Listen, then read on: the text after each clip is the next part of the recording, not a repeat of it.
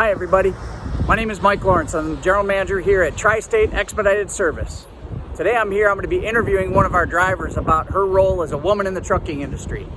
She's in Unit 801 and she's rolling in right now.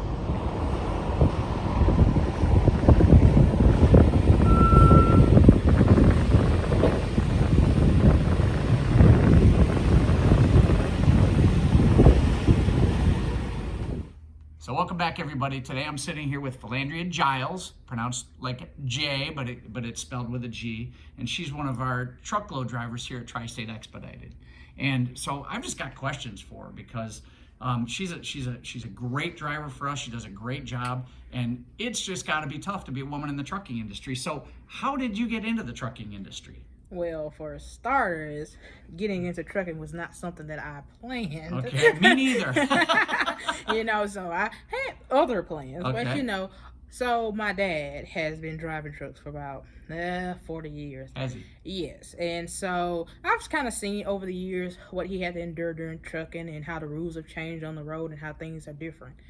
And so, this isn't something I wanted to do. But I started getting out and working jobs and stuff like that, and I think what motivated me to get into trucking was the fact that I wanted to make more money. Yeah, money's good. Money right? was my prime motivator, so I decided that I would give trucking a try. Okay. So my dad, kind of coached me into how to get in it because he's kind of had his own authority for years, and so, he said, "I'll steer you in the way if this is what you really want to do."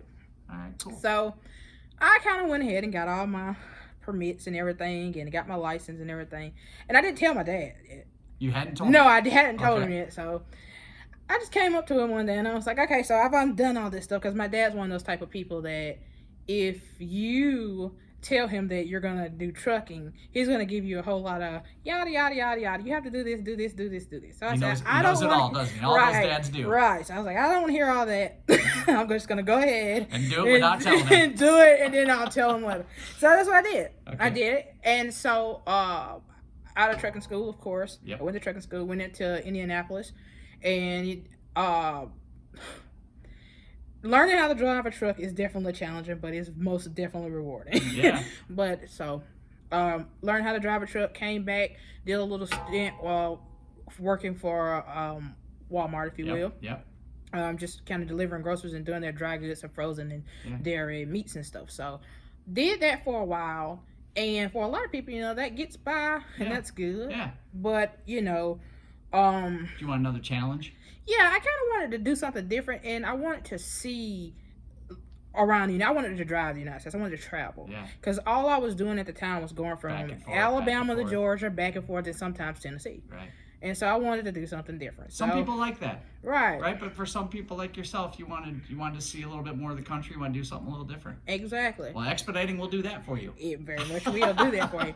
So I have not been in trucking I'm not going to say I've been in trucking forever, for long. How long? I'm going to say just shy of 3 years. Okay. So that's a very short amount of time for me, but for the most part, I've seen a lot, done a lot, and I've had my dad, so I can't, Yeah. Well, you've got good experience to lean on that way, right? You've got a Right. sounding board who can tell you about the way that it should be, and probably a little bit about the way it used to be. Right. Trucking has changed. We know that for sure. Yeah. So what's the best thing about your job? What do you like most about it? Well, for a lot of people, when they look at trucking, oh, I'm driving from here to here. I got to make these deliveries. I got to do this and I got to do this. Now, that is definitely true. We have timelines to meet. But I like to look at trucking more as not necessarily a duty, but more of a traveling escapade. Okay. Because these cities and stuff that we go into and stuff like that, when I have time, especially during the weekends here, that's one of the things I like about Tri-State. Throughout the weekend and stuff like that, we tend to have a lot of time to do a lot of resetting. Okay. And because of that, I tend to explore a lot of cities that you weren't able to see before. Yeah, that I weren't able to see before. Right. And it's like, because I'm doing this as a part of my job, it's just like, it's kind of a free travel. It's kind of cool, right? Right. It's paid travel. It's even better than free. Yes, it's fun. Yeah. So, from the parts I stay, like I had a load to go to, Pennsylvania. I toured the Hershey Okay, Hershey plant. Factory. And yeah. And did you get any free chocolate there? I did get up. I took them some boxes, but you know what? They, so Yeah. I tried, got a little samples and stuff. Bought me some chocolate to come back. Yeah, of course. Of course you did. Was in a coma halfway down. So, a little food coma, right? Well, but like I said, that's some of the things you have to do when it comes to trucking, because there is a lot of travel, but you have to take it for what it is. Yeah. I mean, especially when I'm down, like I said, on the coast. Yep. And I will stop into the beach in a minute. I will eat seafood. I will tell my dispatcher, I can't blame hey, you at all. I'm going to stop in and get me some seafood, or I'm Right. going to eat me some Creole today, so give me a little time. And, one of the things I like to do is I like to travel and go to the different aquariums, and I like to go to the zoos and stuff. So that's one of the things that I like to do as I'm on the road. Yep. So as I'm in different cities, I stop in, I go to the zoo, I go to the aquarium, I have a good time, I get back in my truck and continue on. Yep. And like you said, you get paid to travel and see all these places. So, I think a month back I was at the Houston Zoo. oh, okay. And I went to their aquarium as well down there. So Very it's cool. been pretty nice. Very cool. So, tell me about the challenges of being a woman in the trucking industry. There's got to be. I mean, I'm not a driver, but there's got to be challenges. Well, I'll tell you this story. Okay. Little short story. I got to a shipper, and the parking lot was the size of a Burger King parking lot. Okay. And so I got in there, and I just kind of backed in and got all in the dock and stuff like that. And I mean, there was no wiggle room. Oh my, none whatsoever. And so the guy that came out that was unloading my truck, he came outside and he was like, gee, it takes me all day to get in here. You're a woman? I just couldn't believe it. He was joking with me about it. But, for a lot of But people, he had to throw that "you're a woman" in yeah, there. he Right? had to throw that I'm a woman Yeah. in there. But the thing is, a lot of people think that being a woman, you don't really know too much about trucks and Yeah. stuff like that. But as I've been out, I just think it's more of an experience thing. And Yeah. I don't think being a man or woman determines your experience. Right. When I was in right outside of Montgomery, Alabama, a guy, he came through the field bay, and he got his tow truck stuck up on top of the field bay, and he got it jammed Okay. up against the pole that holds the fuel bay up. Okay. And so he had the manager of the fuel shop coming out. He's like, hey, you're going to knock down my whole fuel bay. And so he's out there panicking. He's like, I don't know what to do. I'm new. And, I've been in that shoe. Even though I've only been driving for 3 years, I understand what it is to be a new driver. Sure. And There's some stress there, right? it is. Yeah. So, he's looking at me. He's like, oh, okay, so you're a woman. You're going to tell me me how what to to get do. my truck out. And I was like, he's like, well, go ahead, help me, because I don't want to cause your truck. Help me. So, help him for a second, get his truck lodged out, and I help pull his truck out of the field bay just so that, hook to the front of mine and just kind of pull his truck out there. He's out there just thanking me and doing all kind of little stuff, and I'm just like, be careful next time. Right, exactly. When you need a woman to show you how to do it, I'll be right there, right? Right, and it's kind of funny because I was kind of telling him what to do, and he kind of had a lot of little truck driver guys that stood behind me going, yeah, I see, yeah, okay. Yeah. It was kind of funny. I just thought it was hilarious. That is pretty hilarious. But it is interesting being a woman I out would on the think. road. It very much is. Being by yourself, is that ever a problem? Make you nervous at all? Well, some tips that my dad gave me as far as like being out on the road, he gave me some tips about, not being parked in the middle of nowhere and just Right. kind of staying in truck stops that have a lot of truck drivers, or just more lighting. yeah, just more visible More stuff. safer environment. Yeah, I so mean, it's no different from what I tell my daughter right now. She's getting ready to go to college. It's like, look, don't be Right. aware of your surroundings, right? pretty much, and Yeah. that's what it is. So just with that, I haven't really ran into any problems on the road, and I've been, like I said, about 3 years. I haven't really ran into anything. It's just more like being responsible, just watching where you're going and where you're parking. Well, I guess that's kind of what I believe, right? You're a good driver, man or woman. You're either a good or a Right. bad driver, and it doesn't matter if you're a man or woman. Right. You can be either, right? Right. And I'm glad you were able to show one of the newer drivers kind of the way to do things. Yeah. That's great. So how long have you been at Tri-State Expedited? Since about November of 18. Okay. Yes. And earlier we were talking about your relationship with your dispatch team. You seem to really like the people you work with. Yes, I do. Yeah. And it's interesting because where I came from, we didn't really have women dispatchers. Oh, really? Yeah. Okay. So, but it's different. Yeah. It's a different experience, and my dispatcher is wonderful. Yep. And like I said, she makes it happen for me. So I have to be here. I got you, Lan. She's your travel coordinator. Right. Yeah, and I agree. She is wonderful, and she does a great job. And I hadn't thought earlier about the fact that the dispatcher you work with the most is also a woman. So probably need to interview her a little bit about being a woman in the trucking industry. So you're right. The rest of our dispatch team you have a good relationship with too. I'm sure you don't just work with her. Yes, not her. I mean, it's everybody. Yeah. Even when it comes down to equipment and stuff like that, reaching out to Mike. Mike Wyan. Yes, and just everybody works together to just kind of make this thing run. Good. So that being said, would Tri-State Expedited be a place that you'd recommend to other drivers if they were looking for a new home? Actually, yes. And the reason for it is I stick by and I tell people this all the time.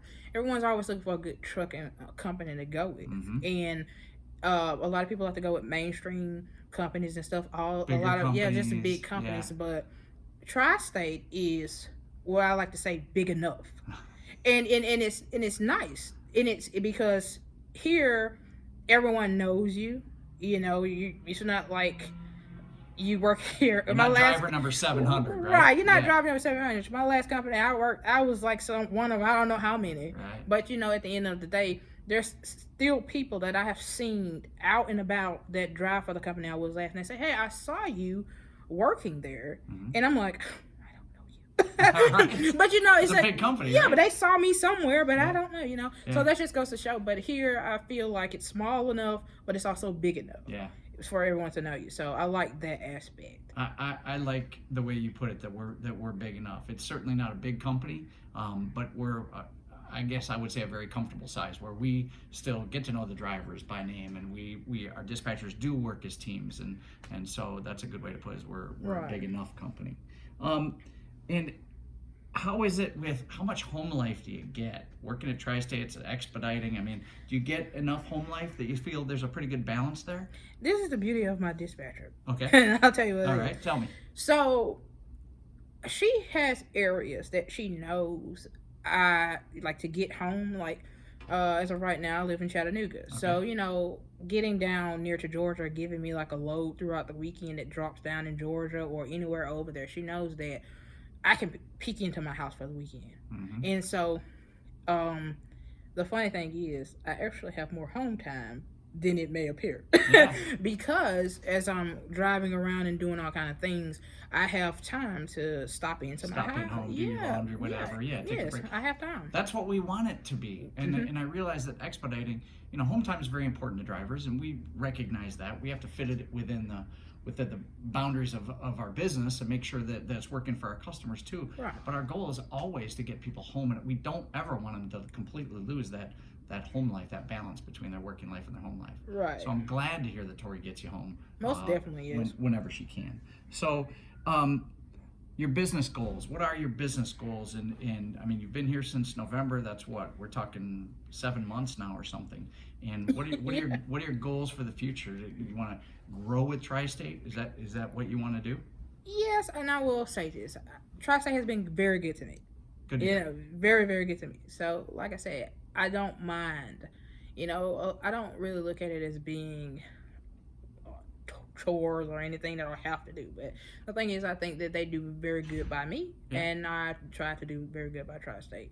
So, and then not to mention, at the end of the day, that's of course how we eat. So we make sure we have a good working relationship. But we gotta pay for that seafood we want. All right, we gotta pay for that seafood. We gotta pay for my beach trips and stuff. So exactly. But for the most part, I do see myself growing here with Tri-State, and I just in the little time that I've been here, I have grown so much here. Good. So, like I say, it's definitely a place that I really can call home, and I don't see myself going off anywhere because I don't really see anything that any other truck company could really offer me that would make me want to change right now. Well, we appreciate hearing that, and we do everything we can for our drivers. We realize you guys are the ones with the highly stressful job out on the road, and you're bringing in the revenue to the company. We have the utmost respect for you, and I appreciate what you're saying. So you're talking to a guy who's thinking about getting into the trucking industry, what advice do you give somebody like that? Well, as you know, we just or still going through what we call this COVID epidemic. Right. But this is one thing what I would like to say. Having a CDL to me is one of those backup tools in life.